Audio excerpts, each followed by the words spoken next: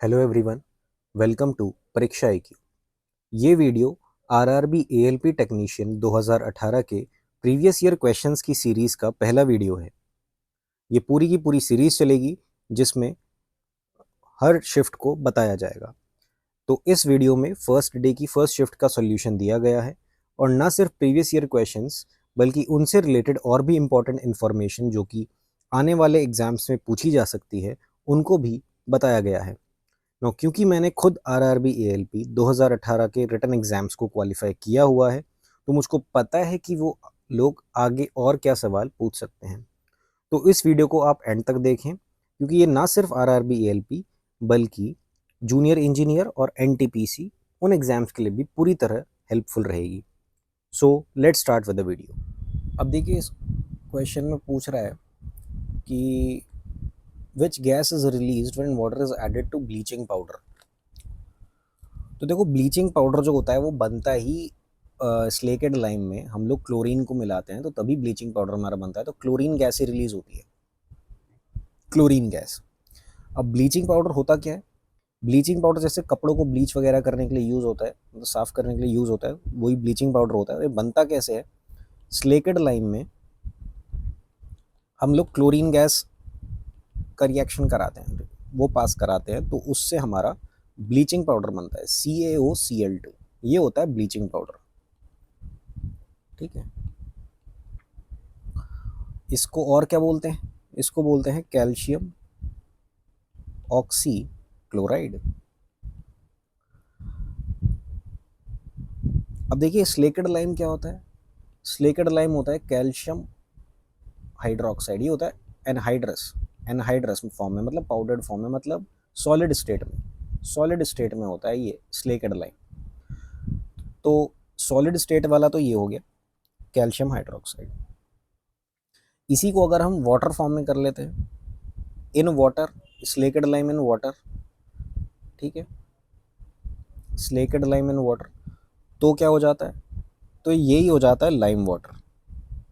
Lime water, ठीक है। एक टर्म होता है क्विक लाइम। तो एक क्विक लाइम क्या कौन सा होता है? ये होता है कैल्शियम ऑक्साइड CaO।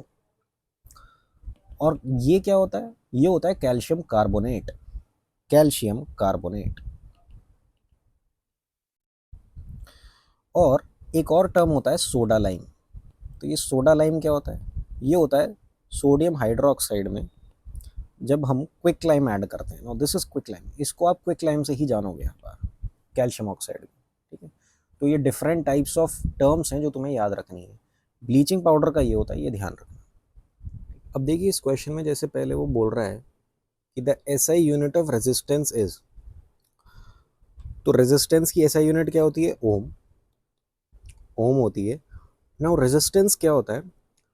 रेजिस्टेंस होता है कि फिजिक्स वैसे अगर बात करें जनरल टर्म में, जनरल टर्म में तो किसी भी चीज़ को रेजिस्ट करना, मतलब कोई भी चीज़ आराम से जा रही है तो उसको रेजिस्ट करना, मतलब उसको जाने ना देना, उसको रोकना। ठीक है, रेजिस्टेंस ये हो गया।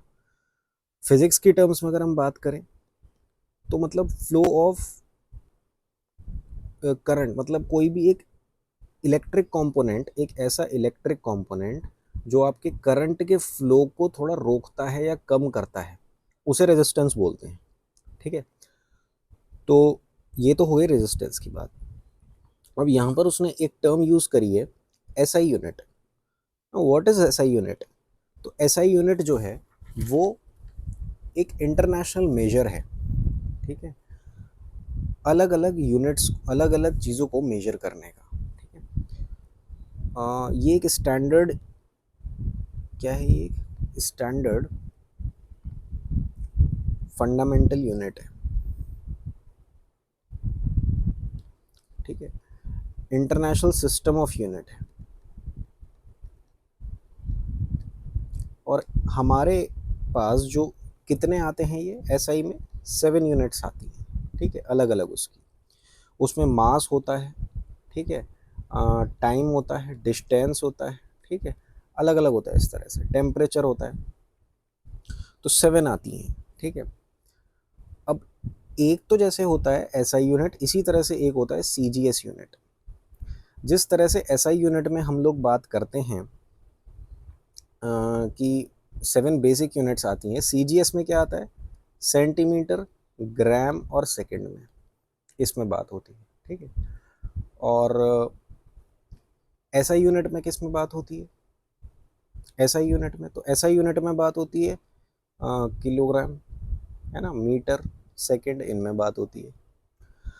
अब जैसे ये कूलाम्ब जो होता है, ये कूलम्ब किसकी होती है? ये होती है चार्ज की, इलेक्ट्रिक चार्ज, ठीक है।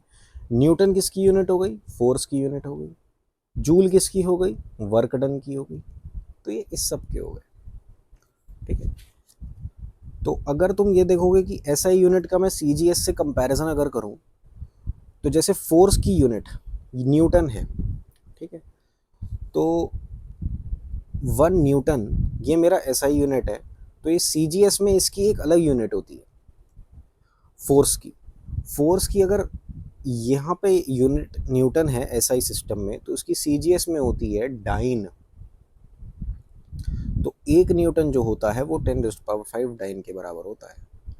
इसी तरह से एक और यूनिट की अगर मैं बात करूं, वर्क, जो कि है ये जूल की, जिसकी यूनिट है जूल, ये है एसआई यूनिट, ठीक है। तो जैसे जूल है, तो इसकी एक सीजीएस यूनिट भी होती है, उसको हम लोग बोलते हैं अर्ग। 1 जूल किसके बराबर होती है? 10⁷ अर्ग के। तो हमें क्या बात पता चली इसमें? हमें ये बात पता चली कि एक एसआई सिस्टम होता है, उसी तरह एक सीजीएस सिस्टम भी होता है। और जो ये इसकी इन्होंने एसआई यूनिट दी है फोर्स की, इसकी सीजीएस यूनिट होती है, उसको हम लोग बोलते हैं डाइन, ठीक है। और वर्क की एसआई यूनिट जो हमें जूल दे रखी है, उसकी सीजीएस यूनिट होती है अर्ग। सो प्लीज रिमेंबर दिस। अब देखिए इस क्वेश्चन में पूछ रहा है कि negative acceleration is an opposite direction of, तो इसका आंसर है वेलोसिटी। नेगेटिव एक्सेलरेशन जो होता है, नकारात्मक त्वरण जो होता है, ये किसकी विपरीत दिशा में होता है? वेग की, वेलोसिटी की। और वेलोसिटी क्या होती है? एक वेक्टर क्वांटिटी होती है, ठीक है, वेक्टर क्वांटिटी होती है।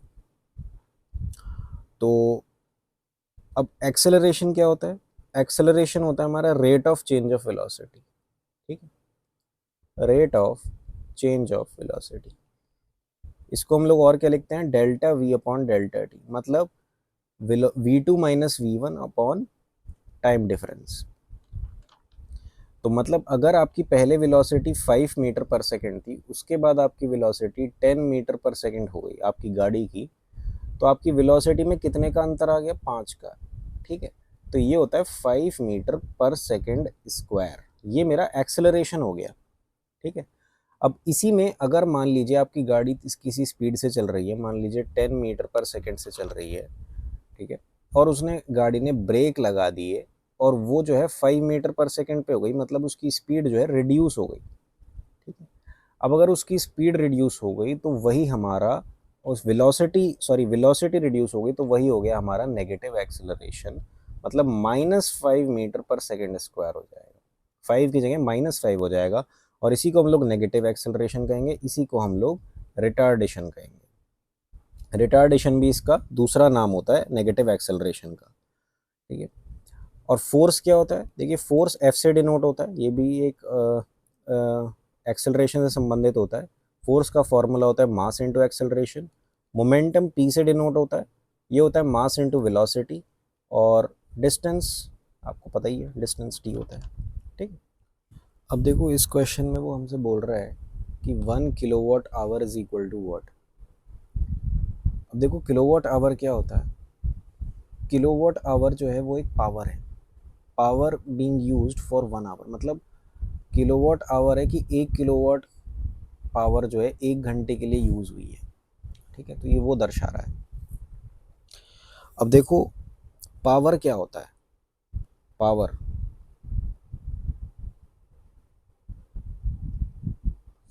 ये होता है work done per unit time, ठीक है, ये होता है। अब वर्क डन को हम लोग और कैसे लिख सकते हैं? इसको हम लोग एनर्जी भी बोल सकते हैं, तो ये जूल, और टाइम को कैसे? सेकेंड, तो जूल पर सेकेंड, ये हो गया पावर, ठीक है। और ये आती है वॉट। तो अगर मैं किलोवाट की बात करूँगा तो मतलब तुम्हारा जूल क्या आएगा, जूल तुम्हारा आएगा वॉट इनटू सेकेंड, ठीक है, यही आएगा, जूल तुम्हारा आएगा what into second. What into second को ही हम लोग जूल भी बोल देते हैं, ठीक है। तो जैसे 1 किलोवाट आवर है तुम्हारे पास, ठीक है, तो इसमें हम लोग इसको किलोवाट को वॉट में कन्वर्ट कर लेंगे क्योंकि मुझे जूल चाहिए, राइट। तो जूल में करने के लिए मुझे इसको वॉट इनटू सेकेंड में कन्वर्ट करना पड़ेगा।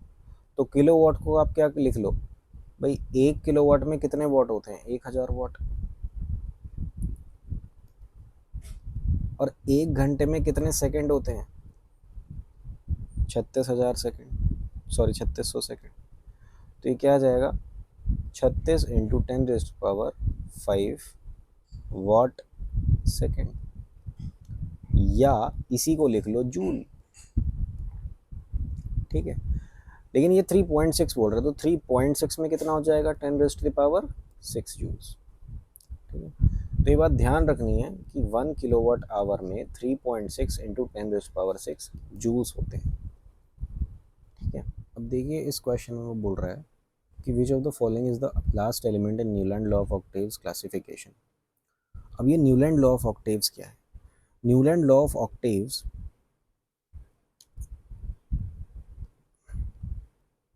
ये एलिमेंट्स को क्लासिफाई करने का एक टेबल बनाई गई थी, एलिमेंट्स को क्लासिफाई करने के लिए, ठीक है। जिस तरह से आज के टाइम में मॉडर्न पीरियोडिक टेबल है, ठीक है, जिस तरह से आज के टाइम में मॉडर्न पीरियोडिक टेबल है, ठीक उसी प्रकार पुराने टाइम में न्यूलैंड लॉ ऑफ ऑक्टेव्स था। तो न्यूलैंड लॉ ऑफ ऑक्टेव्स ने क्या कहा था कि जब एलिमेंट्स को हम अरेंज करेंगे according to their increasing atomic mass, ठीक है, तो जो प्रॉपर्टीज होंगी हर 8वें एलिमेंट की वो फर्स्ट एलिमेंट के साथ आइडेंटिकल होंगी। तो properties of the 8th element are identical to the property of the first element, ठीक है, ऐसा बोला गया था। अब ये वो एलिमेंट्स हैं जो न्यूलैंड लॉ ऑफ ऑक्टेव्स को फॉलो कर रहे हैं। तो कितने एलिमेंट्स थे टोटल, 56 एलिमेंट्स थे, ठीक है, जिसमें से फर्स्ट कौन सा था, हाइड्रोजन, हाइड्रोजन, और लास्ट कौन सा था, 56 कौन सा था, थोरियम, थोरियम, ठीक है। तो थोरियम जो था वो लास्ट था, तो आंसर क्या आ जाएगा, थोरियम। अब इसके साथ साथ आप इसमें ये भी देख लेना कि दो दो एलिमेंट्स का कॉम्बिनेशन जो है, कुछ एलिमेंट्स ऐसे हैं जो इसमें हम अलग से उनको डाल नहीं पा रहे थे किसी ब्लॉक में, तो उनको हमने एक साथ डाला था। तो क्वेश्चन उसके ऊपर भी पूछा जा सकता है, ऐसे कौन कौन से एलिमेंट्स थे और किस नंबर पर थे। फॉर एग्जाम्पल कोबाल्ट और निकल, इनके लिए हमें अलग स्पेस नहीं मिला था, तो हमें एक साथ रखना पड़ा था, ठीक है। ये वाला 34th नंबर पे, एंड ये वाला, तो ये भी क्वेश्चन एग्जाम में पूछा जा सकता है, ठीक है। अब देखिए वो इसमें बोल रहा है कि who is the current president of the Indian Olympic association. उस टाइम पर जो थे एनडी बत्रा थे, इस टाइम पर कौन है, पीटी उषा जी। और इंडियन ओलंपिक एसोसिएशन जो है इसके हेड क्वार्टर कहाँ है, ये है दिल्ली में। और बना कब था, ये 1927 में बना था। तो उस टाइम पर जो फर्स्ट प्रेसिडेंट कौन थे, who was the first president of Indian Olympic Association, he was sir Dorabji Tata. अब देखो ये भी पूछा जा सकता है, इस बार वाले यार एएलपी में हो सकता है ये चीज़ें पूछ लें, तो please you should be prepared. Dorabji Tata, ठीक है, तो ये फर्स्ट चेयरमैन थे। और पीटी उषा जी कौन से नंबर की हैं, 13th नंबर की प्रेसिडेंट है, ठीक है। अब पीटी उषा अपने टाइम की बहुत अच्छी स्प्रिंटर थी, और 1984 के ओलंपिक्स में ये कुछ ही टाइम से जो है 4th प्लेस पर रही थी। तो ये कहाँ हुए थे ओलंपिक्स, लॉस एंजलिस में, लॉस एंजलिस में।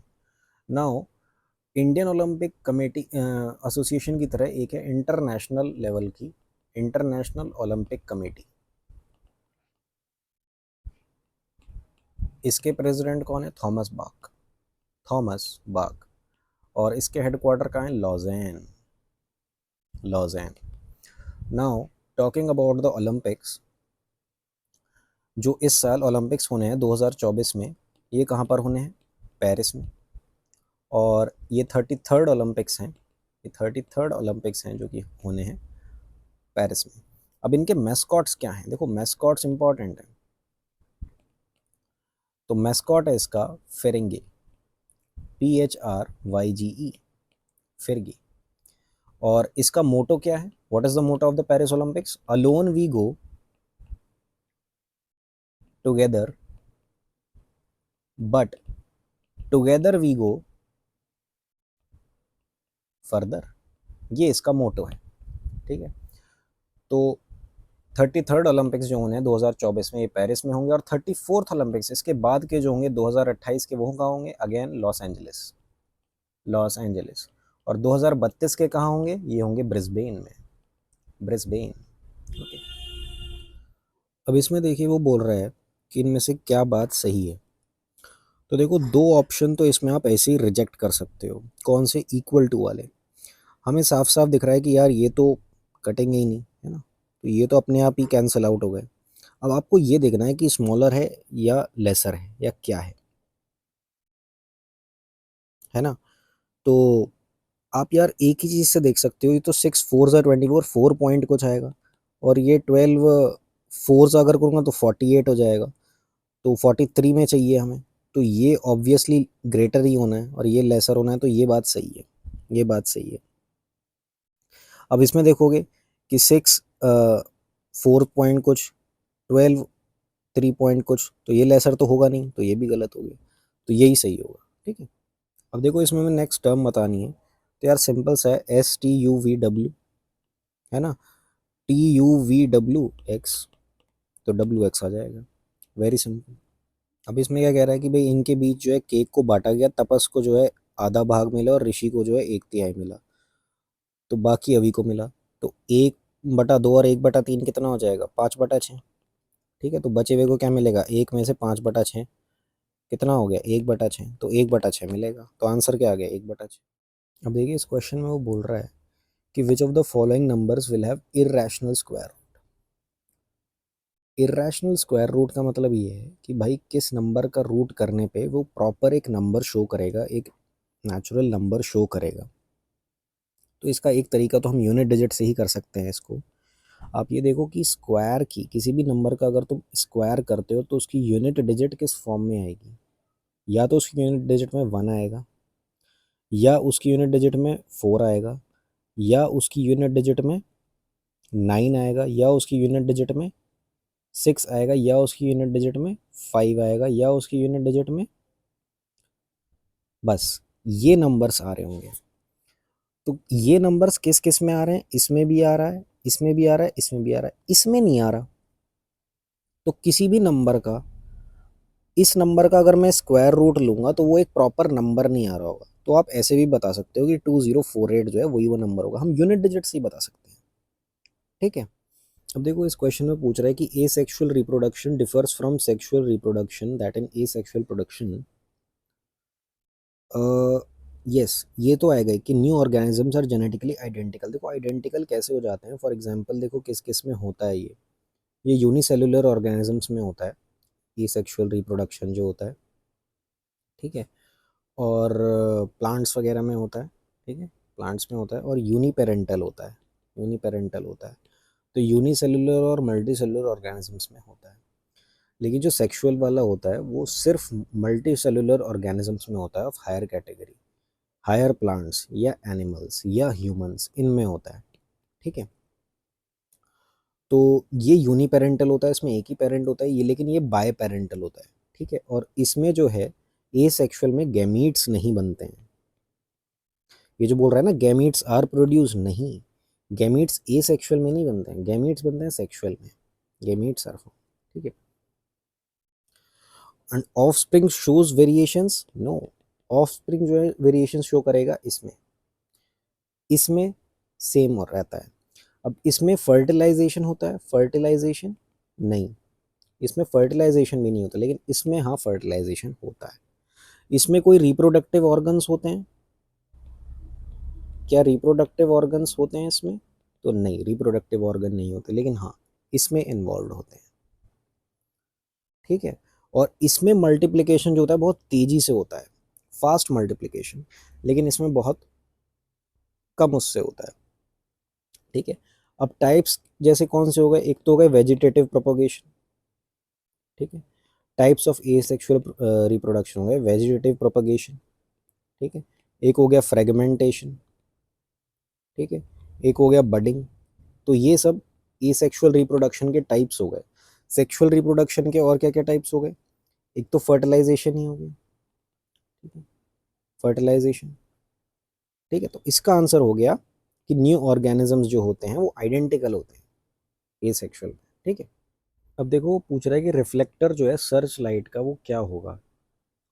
तो सर्च लाइट में के रिफ्लेक्टर जैसे बॉर्डर वगैरह एरियाज पर होते हैं, तो इनका काम क्या होगा? सबसे पहली बात, इनका काम होगा कि भाई थोड़ा ज़्यादा एरिया में फैलना, ठीक है, एंड लार्ज वो दिखाना।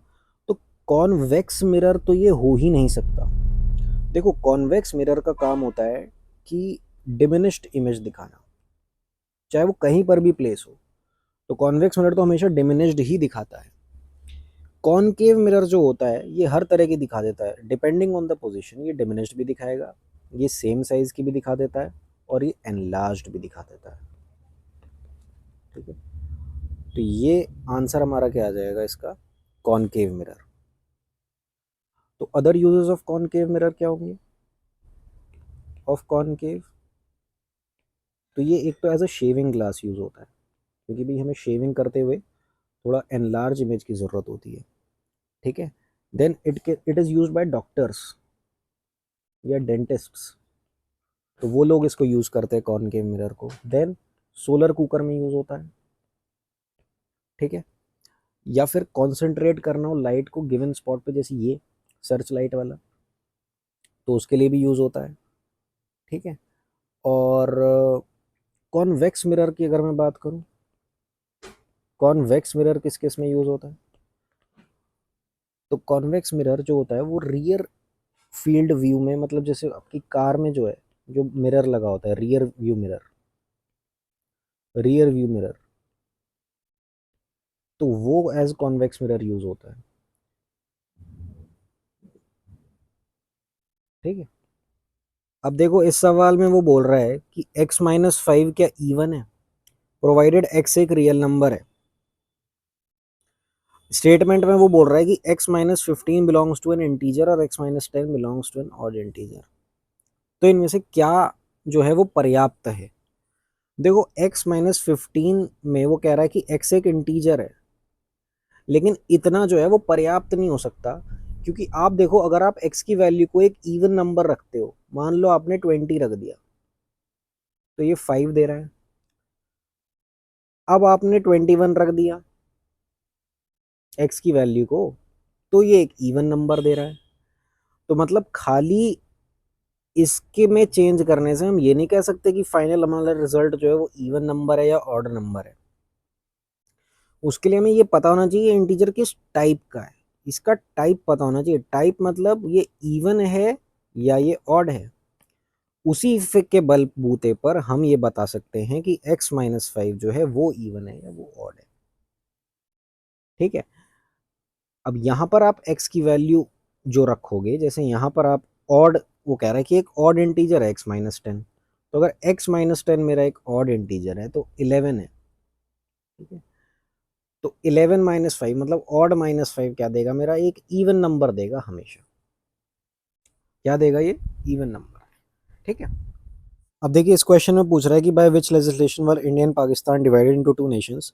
तो ये था इंडिया इंडिपेंडेंस एक्ट 1947, जिसके तहत इंडिया और पाकिस्तान में विभाजन हो गया था। तो इस टाइम पर ब्रिटिश पीएम कौन थे?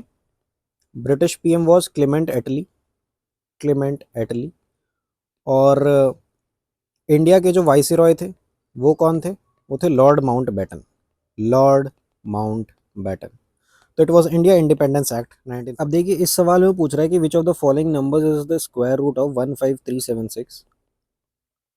तो हम इसकी यूनिट डिजिट से ही बता सकते हैं आधा तो, क्योंकि ये तो देखो हो नहीं सकता, क्योंकि इसका स्क्वायर क्या होगा? यूनिट डिजिट में 4 देगा, ठीक है। ये भी नहीं हो सकता क्योंकि इसका स्क्वायर जो होगा यूनिट डिजिट में 4 देगा। अब या तो ये हो सकता है या ये हो सकता है, क्योंकि इनकी यूनिट डिजिट में 4 है तो वो लास्ट में 6 देगा। अब हम 124 को पहले चेक कर लेते हैं। अगर 124 होगा तो ठीक है, वरना ऑटोमेटिकली 134 पे टिक लगा देते। तो 124 को चेक करने के लिए तुम 125 का स्क्वायर निकाल लो, क्योंकि वो निकालना आसान रहेगा। कैसे निकलेगा? 12 इंटू 13 और लास्ट में क्या आ जाएगा? 25। तो ये कैसे निकालोगे? ये होता है 156, तो ये हो जाएगा 15625। ये 125 का स्क्वायर हो गया। तो जब 15625 इसका है तो ऑब्वियसली इससे कम वाला ही होगा, तो 124 जो है वो मेरा आंसर हो जाएगा। इसके नज़दीकी है ना, तो 124 मेरा आंसर हो जाएगा। अब देखो इस क्वेश्चन में बोल रहा है कि इसमें करेक्ट मिरर इमेज बतानी है when mirror is placed horizontally below the word. अब ये है इसमें इंपॉर्टेंट लाइन। जब भी हम कोई क्वेश्चन देखते हैं हम सोचते हैं कि यार मिरर जो होगा वो ऐसे लगा हुआ होगा, लेकिन नहीं, मिरर इस बार ऐसे नहीं, इन्होंने ऐसे लगा दिया। तो यार ऑब्वियसली वाई वाला तो इधर आएगा ही। वाई वाला तो तब आता जब मिरर मेरा ऐसे लगा आता। जब मेरा मिरर ऐसे लगा हुआ ही नहीं है तो एच के नीचे तो एच ही आएगा और वाई के नीचे वाई आएगा उल्टा। ठीक है, तो ये तीन ऑप्शन तो अपने आप रिजेक्ट हो गए, तो यही बचा, यही आंसर है। ठीक है, अब देखो इस क्वेश्चन में बोल रहा है when a number of resistors are connected in a series तो value of current remains what. तो इसका आंसर है रिमेन्स द सेम। देखो रजिस्टर होता क्या है, रजिस्टर एक ऐसा डिवाइस होता है जो फ्लो ऑफ करंट को कंट्रोल करता है, फ्लो ऑफ करंट को रेगुलेट करता है। ठीक है, किसी भी सर्किट में, इन अ सर्किट। तो ये हमारा सीरीज रजिस्टर जो होता है ये इस तरह का दिखाई देता है कि दोनों जो है सीरीज में कनेक्टेड है। ये R1 है, ये R2 है। तो इसमें जो करंट फ्लो करेगा दोनों में, ये करंट बराबर फ्लो करता है। इसमें अगर I करंट फ्लो कर रहा है तो इस वाले रजिस्टर में भी I करंट ही फ्लो करता है। तो इसमें करंट की वैल्यू क्या होती है, सेम। लेकिन जो पोटेंशियल की वैल्यू है वो क्या हो जाती है, डिफरेंट। मतलब अगर इसमें V1 पोटेंशियल है इन इस रजिस्टर के बीच, तो इस रजिस्टर के बीच V2 पोटेंशियल होगा। तो पोटेंशियल डिफरेंसेस में क्या हो जाता है, डिफरेंट। ठीक है, whereas in case of parallel resistance, अगर मैं पैरेलल में कनेक्ट करूंगा इस तरह से तो इसमें उल्टा होता है। इसमें वोल्टेज बराबर होती है लेकिन जो करंट होता है, करंट फ्लो जो होता है वो डिफरेंट होता है। इसमें फ्लो करेगा I1, इसमें फ्लो करेगा I2। और जब ये दोनों जाकर यहाँ मिलेंगे, जिस पॉइंट पे ये दोनों मीट करते हैं यहाँ पर फिर क्या फ्लो करंट फ्लो करने लगेगा, I करंट, जो कि इनपुट करंट था वही मेरा आउटपुट करंट फ्लो करने लगेगा। ठीक है, तो अब आगे वो और भी एग्जाम्स में वो दूसरे तरीके से पूछ सकता है। वो पूछ सकता है कि अगर मैं पैरेलल में सर्किट को कनेक्ट करूंगा तो वैल्यू ऑफ वोल्टेज क्या होगी, तो वैल्यू ऑफ वोल्टेज सेम होगी, वैल्यू ऑफ करंट क्या होगी, डिफरेंट होगी। ठीक है, तो ये बिकम्स हाफ तो हो ही नहीं सकता, या तो इंक्रीज हो या तो रिमेन सेम होगा। ठीक है, या डिक्रीज होगा। ठीक है, तो डिक्रीजेस कब होगा, डिक्रीज तब होगा जब डिफरेंट होगा। ऑब्वियसली जब डिफरेंट होगा तब यहाँ पे करंट की वैल्यू कम ही हो जाएगी ना, क्योंकि इसी में से तो बट रहा है। ठीक है, अब देखो वो कह रहा है कि how many atoms are present in NH4 whole twice SO4 molecule. तो कितने एटम्स हैं, देखो नाइट्रोजन के कितने हो गए, 2 एटम हो गए। हाइड्रोजन के कितने हो गए, 4 × 2 8 एटम्स हो गए। और सल्फर का कितना हो गया, 1 एटम हो गया। और ऑक्सीजन के कितने हो गए, 4 एटम्स हो गए। तो कितने हो गए, गिन लो, 15। तो आंसर क्या आ गया, 15 एटम्स। ठीक है, अब देखिए इस सवाल में हमसे पूछ रहा है कि if the difference between the mode and median is 2, तो difference between median and mean is what. तो इसके लिए एक रिलेशन आपको याद रखना पड़ेगा और ये बहुत इंपॉर्टेंट रिलेशन है कि mode is equal to 3 median, है ना, -2 मीन। अब उसने दे क्या रखा है, मीडियन 3 है तो एक मीडियन इधर ले जाओ, mode minus median is equal to 2 common ले लेना, twice of median minus mean. अब उसने मोड माइनस मीडियन तुम्हें दे रखा है 2, और डिफरेंस बिटवीन मीडियन और मीन पूछ रहा है, तो twice of median minus mean. तो मीडियन माइनस मीन की वैल्यू क्या आ जाएगी, इसे काट दो 1। तो आंसर क्या आ गया, 1। अब देखो कह रहा है कि इंटरेस्ट अर्नड ऑन 1600 रुपये एट 5% सिंपल इंटरेस्ट फॉर 6 साल, तो मतलब 30%। और 1600 का 30% क्या होगा, 480। तो उत्तर क्या आ गया इसका, 480। अब देखिए वो कह रहा है कि ये ladder 13 metre long reaches a window which is 12 metre above the ground. तो ये लैडर है, ये 12 मीटर की है। अब लैडर जो है दूसरी तरफ कर दी गई। ठीक है, कि इसकी ये जो है 5 है, अब लैडर तो 13 की है, तो ट्रिपलेट बन रहा है भाई। ठीक है, तो ये हो गया 12, विड्थ निकालनी है ना हमें, तो तो ये हो गया 12, ये हो गया 5, तो कितना आ गया 17 मीटर। ठीक है, अब देखिए इस सवाल में बोल रहा है कि एक सर्कल है और उस पे वो ये बोल रहा है कि ए बी डी है। ठीक है, ये एक लाइन है और ये ई है। तो वो कह रहा है ए बी की उसने वैल्यू 12 दे रखी है और डी ई की वैल्यू 8 दे रखी है, बी डी निकालना है। तो देखो ये एक टेंजेंट है और ये एक सीकेंट है। तो इसका फॉर्मूला होता है बड़ा सिंपल सा कि D B into D A is equal to D E square. ठीक है, अब डी बी तो तुमको पता है एक्स है और डी ए कितना हो जाएगा एक्स प्लस 12 और डी ई की वैल्यू दे रखी है 64। अब इसको कैसे सॉल्व करें, देखो एक्स की वैल्यू निकालें तो तुम ऑप्शन रख लो और मल्टीप्लाई करके जो 64 दे देगा वही आंसर होगा। अब जैसे 6 रखोगे तो 18 6 तो 64 नहीं बैठेगा। 5 रखोगे तो 12 5 17, 17 5 85 देगा, तो ये भी नहीं दे रहा। 4 रख के देखो तो 4 इंटू 16, 16 4 64, तो ये सेटिस्फाई कर रहा है, तो यही मेरा आंसर होगा।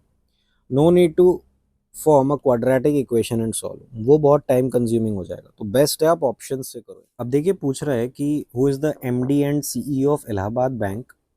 तो उस टाइम के एमडी सीईओ अलग होंगे, उस टाइम के अलग रहे होंगे, तो आपको एट प्रेजेंट कौन है अलग अलग बैंक्स के वो पता होने चाहिए ना। इलाहाबाद बैंक अब एक्चुअली रहा भी नहीं है, Allahabad bank was merged. Allahabad bank जो था ये मर्ज हो गया था, किस में मर्ज हो गया था, इंडियन बैंक में, इंडियन बैंक। तो अब इसको इंडियन बैंक के नाम से जाना जाता है। और इंडियन बैंक के सीईओ कौन है, ये है शांतिलाल जैन, शांतिलाल जैन। नाउ इसके अलावा आपको और भी बैंक्स के सीईओज के नाम पता होने चाहिए। Now here is a list of all the CEOs.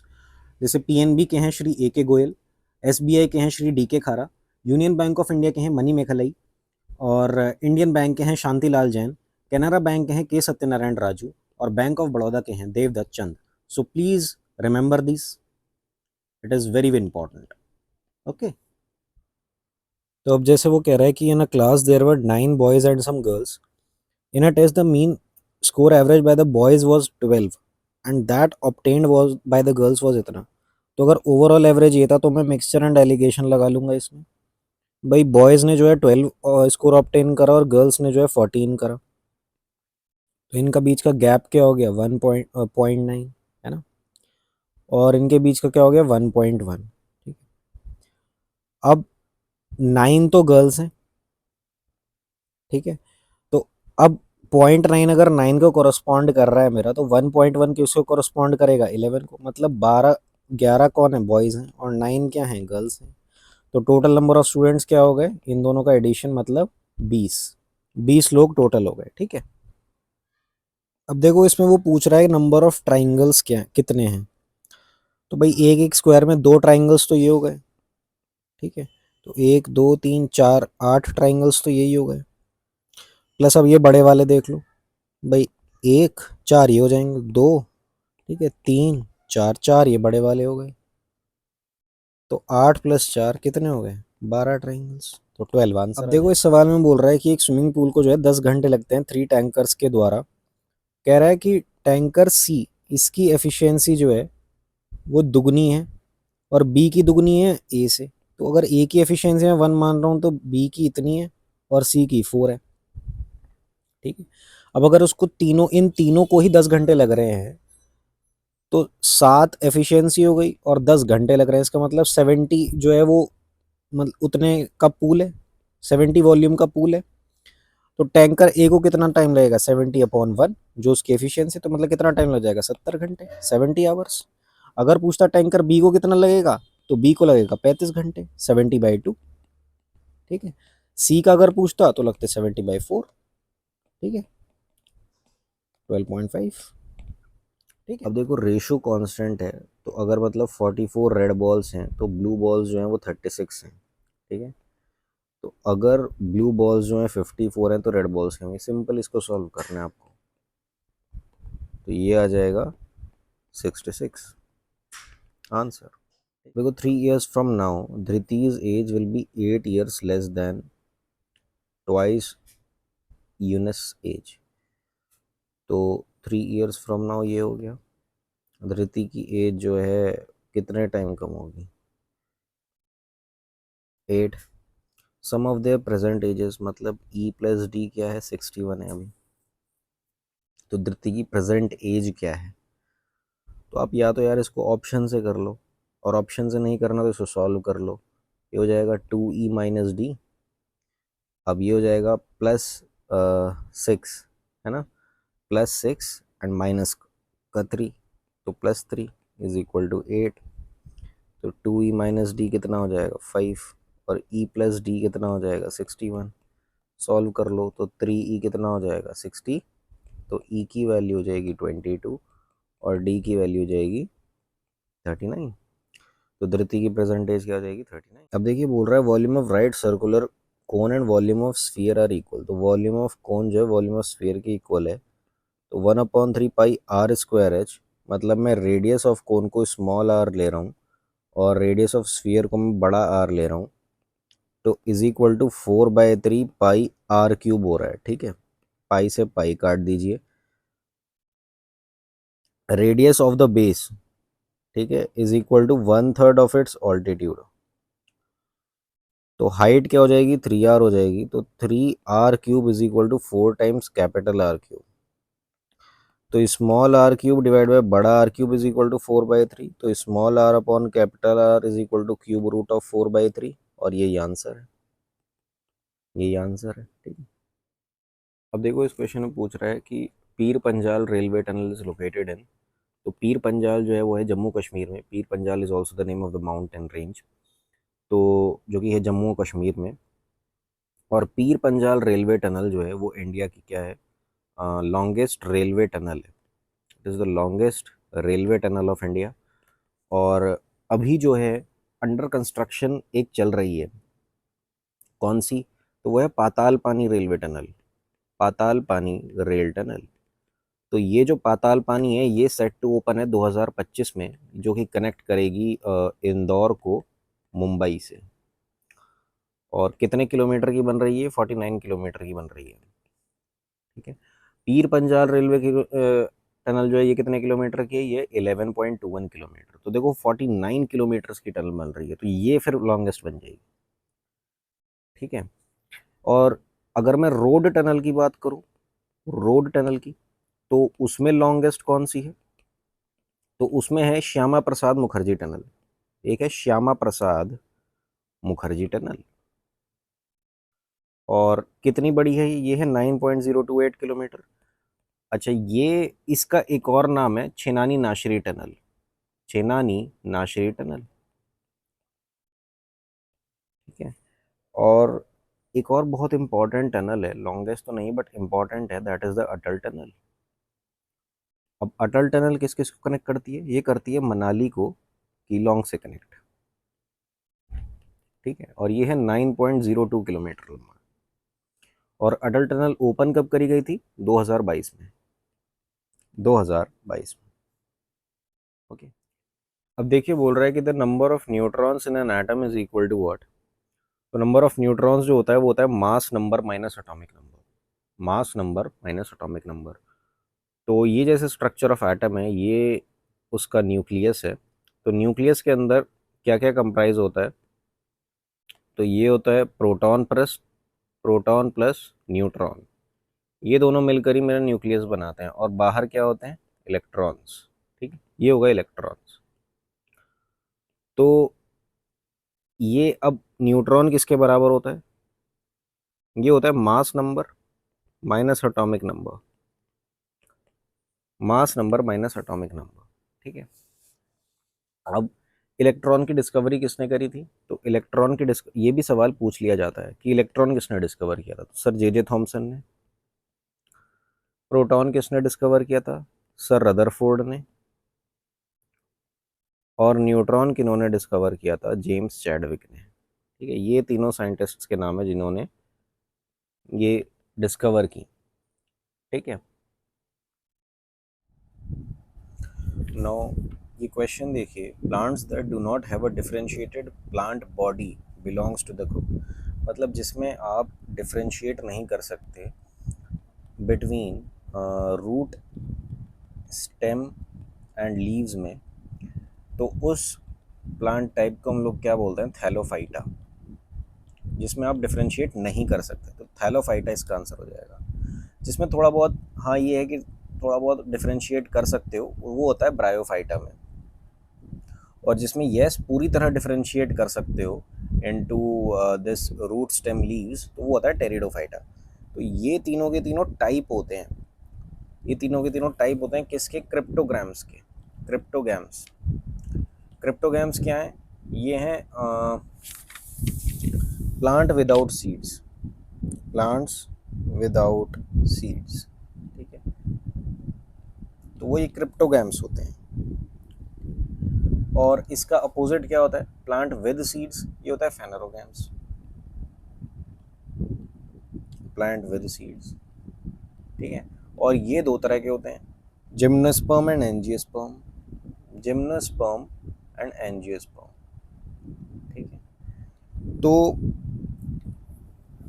इसके दो टाइप हमने पढ़ लिए, जिम्नोस्पर्म और एंजियोस्पर्म, और इसके होते हैं क्रिप्टोग्राम के तीन टाइप, थैलोफाइटा, ब्रायोफाइटा और टेरिडोफाइटा। अब थैलोफाइटा के एग्जाम्पल देख लो भाई, थैलोफाइटा के दो एग्जाम्पल हैं फर्दर, जैसे एल्गी हो गया, तो ये थैलोफाइटा का एग्जाम्पल हो गया। ये यूनिसेलुलर ऑर्गेनिजम्स होते हैं, बेसिकली यूनिसेलुलर होते हैं, और उनका सेक्सुअल ऑर्गन भी यूनिसेलुलर होता है। ब्रायोफाइटा का सेक्सुअल ऑर्गन जो है ये मल्टी सेलुलर होता है। क्या होता है ये? मल्टी सेलुलर होता है। और इसको एक और नाम बोलते हैं ब्रायोफाइटा को, amphibian category, amphibian category of plant kingdom, ठीक है, एम्फीबियन कैटेगरी होती है ये। और एक बात और कि ब्रायोफाइटा में कंडक्टिंग टिश्यूज होते हैं बट कम होते हैं, ठीक है, वाटर मतलब कंडक्शन होता है बट कम होता है, ठीक है। टेरिडोफाइटा जो होता है इसमें मल्टी सेलुलर होते हैं, इसमें मल्टी सेलुलर सेक्सुअल ऑर्गन्स होते हैं, और इसमें कंडक्टिंग टिश्यूज भी होंगे, ठीक, कंडक्टिंग किसके? फूड और वाटर के, ठीक है। और जो थैलोफाइटा होता है इसमें कंडक्टिंग टिश्यूज नहीं होते, ठीक है। And what is the study of algae called? It's called phycology. And what is the study of fungi called? It's called mycology. ये ध्यान रखना, ये आ सकता है सवाल। तो अब इस तरह से हमने क्लासिफिकेशन करी हुई है प्लांट किंगडम की। जैसे ये क्रिप्टोगेमी और फेनेरोगेमी में हो गया, देन ये थैलोफाइटा, ब्रायोफाइटा, टेरिडोफाइटा हो गया, then thallophyta again into algae and fungi. The study of alga is known as phycology, study of fungi is known as mycology. And fungi जो होता है वो यूनिसेलुलर या मल्टीसेलुलर कुछ भी हो सकता है, लेकिन जो एल्गी होता है वो यूनिसेलुलर हो सकता है, ठीक है। और फेनेरोगेमी में जो है जिम्नोस्पर्म और एंजियोस्पर्म में क्लासीफाई होता है, ठीक। Umar and Avinash started a partnership with an investment of इतना इतना. Due to financial emergency, Avinash had to withdraw his investment after 8 months. अब देखो जितना उसने इन्वेस्टमेंट किया वो यहाँ लिखते हैं। देखो जैसे शेयर पता करना है ना, प्रॉफिट का शेयर P1/P2, तो ये होता है कितना इन्वेस्टमेंट करा, इन्वेस्ट करा, और कितने टाइम के लिए करा, वो लिखा होता है। तो अगर P1 और P2 में निकालूं तो इन्वेस्टमेंट इसका हो गया 10,000, और कितने टाइम के लिए? 12 महीने के लिए। और अगर मैं इसका इन्वेस्टमेंट निकालूं तो इसका हो गया 15, कितने टाइम के लिए? 8 महीने के लिए। तो इसको अब सॉल्व कर लो, 3 5 15, 5 2 10, 2 4 8, 4:4, या ये हो जाएगा 1:1। तो ये मेरा क्या हो जाएगा? आंसर हो जाएगा, ठीक है। So thank you everyone for watching the video till the end. And अगर ये वीडियो आपको पसंद आया हो तो please like, share and subscribe. और परीक्षा AQ पर सिर्फ सेंट्रल गवर्नमेंट ही नहीं बल्कि state government like UP police, UP RO ARO के प्रीवियस ईयर सॉल्यूशंस भी अपलोडेड हैं, तो आप अपने फ्रेंड्स के साथ भी शेयर कर सकते हैं, उन फ्रेंड्स के साथ भी शेयर कर सकते हैं जो स्टेट गवर्नमेंट एग्जाम्स की प्रिपरेशन कर रहे हैं। नाउ इस सीरीज़ का डे 1 का शिफ्ट 2 का सॉल्यूशन भी जल्द ही रिलीज़ होने वाला है, तो उससे अपडेटेड रहने के लिए kindly subscribe to this channel. Thank you all.